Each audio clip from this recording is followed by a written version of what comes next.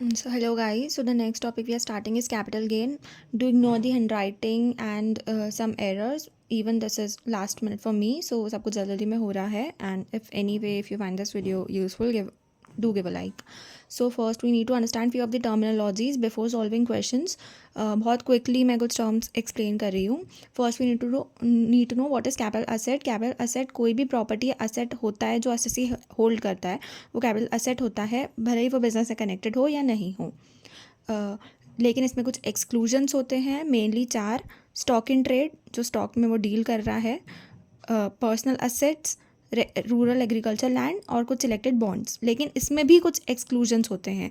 जो हमने एक्सक्लूजन पढ़े उसमें भी कुछ एक्सक्लूजन्स है. That means they are the inclusion of capital asset. Exclusion के एक्सक्लूजन इंक्लूजन बन जाते हैं. जैसे कि पर्सनल इफेक्ट्स जो हमने पढ़े उसमें फर्नीचर, क्लोथ्स वगैरह इंक्लूड होते हैं, लेकिन उसमें jewellery, archaeological collection, drawing, painting, sculpture, art work ये इंक्लूड नहीं होगा पर्सनल इफेक्ट्स में. दैट मीन्स ये कैपिटल असेट में इंक्लूड होगा. उसके बाद हमने रूरल एग्रीकल्चर पढ़ा. तो वैसे रूरल एग्रीकल्चरल लैंड तो एक्सक्लूड रहेगी, लेकिन अर्बन में कुछ क्राइटेरियाज हैं. हमें पॉपुलेशन देखना पड़ता है. हम पॉपुलेशन देखेंगे, जो सिटी है उसका अगर 10,000 तक का पॉपुलेशन है तो कैपिटल असेट इंक्लूड होगी, वो लैंड को कैपिटल असेट बोलेंगे.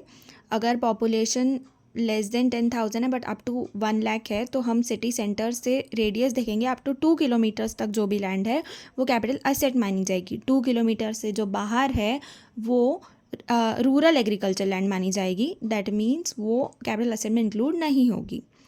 अगर population less than 1 lakh but up to 10 lakhs है तो 6 किलोमीटर की रेडियस देखेंगे. अगर सिटी का पॉपुलेशन मोर देन 10 लैक्स है तो 8 किलोमीटर तक की रेडियस देखेंगे.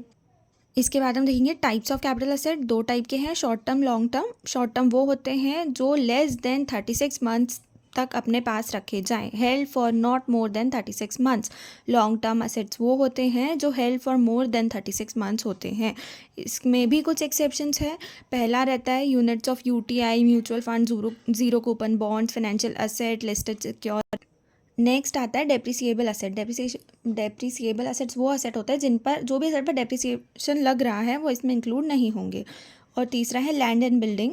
इसमें हम डेट ऑफ ट्रांसफ़र देखते हैं. अगर 1 अप्रैल 17 के पहले ट्रांसफ़र हो जाती है तो यही 36 मंथ्स वाला क्राइटेरिया लगेगा. अगर इसके आफ्टर ट्रांसफ़र होती है, 1 अप्रैल 17 के बाद ट्रांसफ़र होती है तो हमको इसमें 24 मंथ्स देखेंगे. अगर लेस देन 24 मंथ्स है तो शॉर्ट टर्म होगा और मोर देन 24 मंथ्स है तो लॉन्ग टर्म हो जाएगी.